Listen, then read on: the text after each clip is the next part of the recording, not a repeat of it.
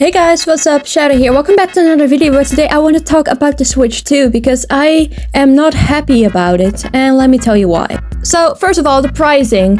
If you haven't seen the pricing, let me tell you, this console is 469 euros. Or at least that was the cheapest Switch 2 I could find. And then I haven't even talked about the games who are going to cost 90 to 100 euros simply for one game. I'm not even kidding.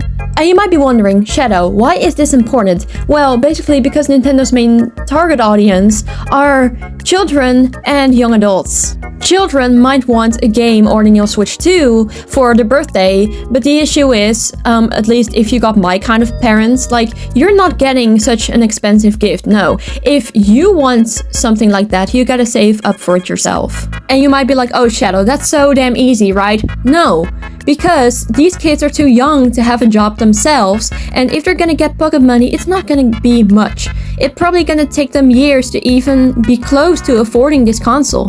And even when you are a young adult, it's gonna be extremely difficult to afford that console anytime soon because, let's be real, okay? I did the math, and if you are a college student working a minimum wage job, depending whether or not you're going to college, the littlest amount of time you gotta save up is 5 months, but it could also take over a year for you. And you might be thinking, Shadow, for that price, the console has to be good, right? Perhaps we get some sort of free DLC with every game, or you know, the battery life is a lot better so we can play the games a lot longer without having to charge non-stop. But no, that's not really the case here.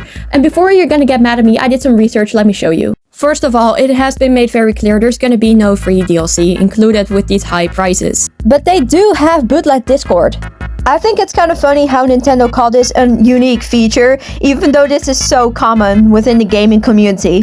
Why would I pay 150 bucks more for a feature that's free literally everywhere else? And you might be wondering, Shadow, what about the battery life? Let me tell you, it is actually worse. And I mean, way worse. A first edition Switch, for example, has the battery life of 2.5 hours. And the minimum battery life of a Switch 2 is only 2 hours. These are things you can literally find on Nintendo's official website. The only difference between the battery of a Switch 2 and the Switch 1 is the amount of power that is stored in these batteries. Heck, these batteries leak a lot and can cause harm to your system. It's even confirmed by Nintendo themselves. And especially because Nintendo's kind of bragging about the graphics and is kind of promoting that the graphics are gonna be amazing, I am sure the Switch 2 will run out of battery within an hour or so, probably.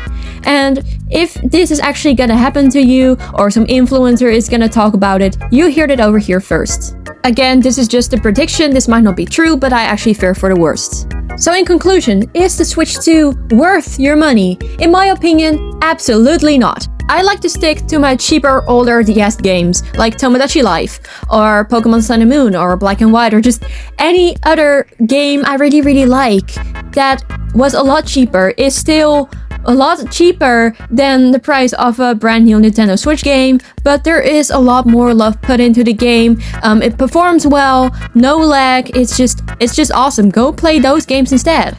Thank you guys so much for watching, and I will see you next time. Bye!